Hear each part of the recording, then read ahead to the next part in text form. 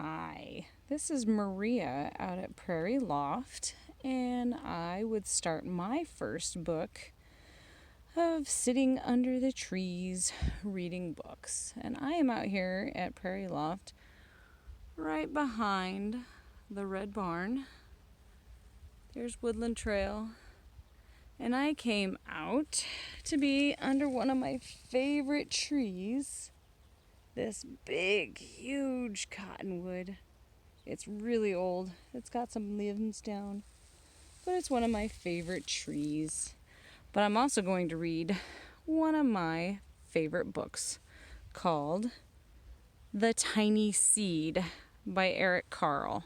This is one of my absolute favorite books by one of my favorite authors as well. Here we go. The Tiny Seed. It is autumn. A strong wind is blowing. It blows flower seeds high in the air and carries them far across the land. One of the seeds is tiny. It is smaller than any of the others. Will it be able to keep up with the others? And where are they all going? Goodness. It's not a windy day here, but it is in the book. One of the seeds flies higher than the others. Up, up, up it goes. It flies too high, and the sun's hot rays burn it up. But the tiny seed sails on with the others. There's the one that burned. And here's the tiny seed, still going.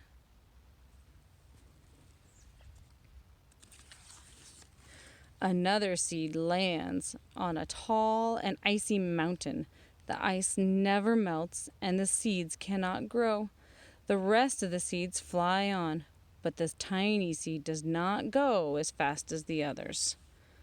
There's the one that landed on the mountain, because it doesn't have enough soil and warmth to keep that one going. But look at the tiny seed, still going. All the other ones are over here. One thing I like about Eric Carle, he always puts smiley faces in his sons. Now they fly over the ocean. One falls into the water and drowns. The others sail on with the wind. But the tiny seed does not go as high as the others. So there's the other ones. There's the tiny seed. And here's the one that landed in the water.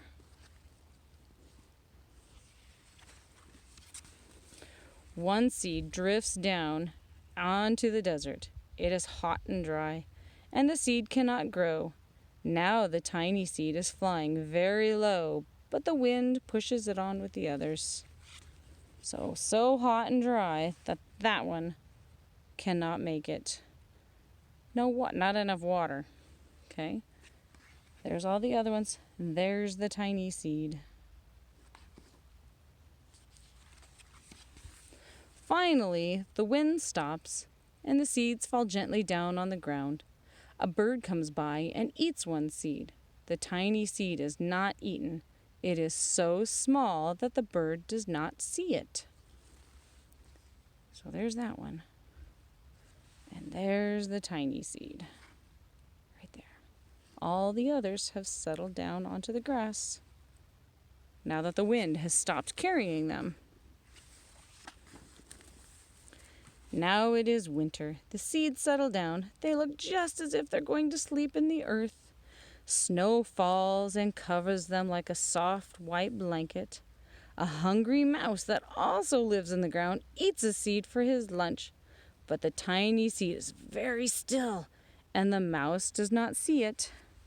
There's the tiny seed. It's kind of hard to see, but there it is. So he's still safe, but the mouse ate that one for lunch. Mice have to eat too, right? Now it is spring. After a few months, the snow has melted. It is really spring. Birds fly, the sun shines, rain falls.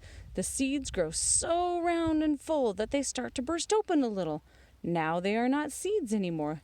They are plants. First, they send roots down into the earth. Then their little stems and leaves begin to grow toward the sun and air.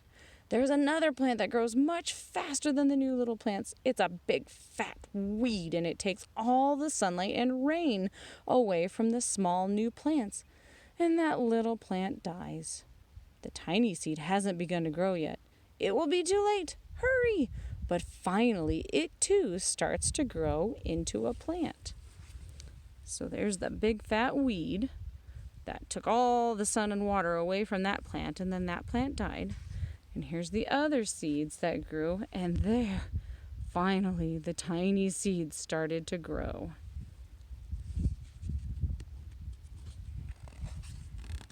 The warm weather also brings the children out to play. They too have been waiting for the sun and springtime. One child doesn't see the plants as he runs along, and he breaks one. Now it can't grow anymore. But look, there's the tiny seed still growing. The tiny plant that grew from the tiny seed is growing fast, but its neighbor grows even faster. Before the tiny plant has 3 leaves, the other plant has 7, and look, a bud, and now even a flower. But what is happening? First, there are footsteps, then a shadow looms over them, then a hand reaches down and breaks off the flower. But there's the tiny seed, still growing. So even though it was a small seed, it still made a good plant. A boy has picked the flower to give to a friend. That was very nice. It is summer. Now the tiny plant from the tiny seed is all alone. It grows on and on. It doesn't stop. The sun shines on it. The rain waters it. It has many leaves. It grows taller and taller. It is taller than the people. It is taller than the trees. It's taller than the houses. And now a flower grows on it. People come from near and far to look at this flower. It is the tallest flower they have ever seen. It is a giant flower. I've never seen one that big, all from that teeny tiny little seed. All summer long, the birds and the bees and the butterflies come visiting. They have never seen such a big and beautiful flower.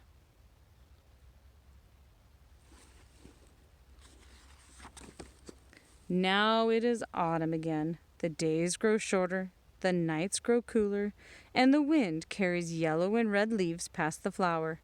Some petals drop from the giant flower as they sail along the bright leaves over the land and down to the ground.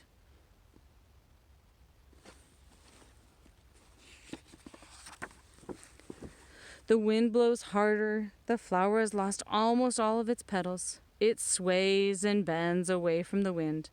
But the wind grows stronger and shakes the flower. Once more, the wind shakes the flower, and this time the flower's seed pod opens, and out come many tiny seeds that quickly sail far away on the land. How cool is that? That is what happens to seeds, and some of the things that happens to seeds. That's why it's one of my favorite books, is because it tells you how seeds get spread around.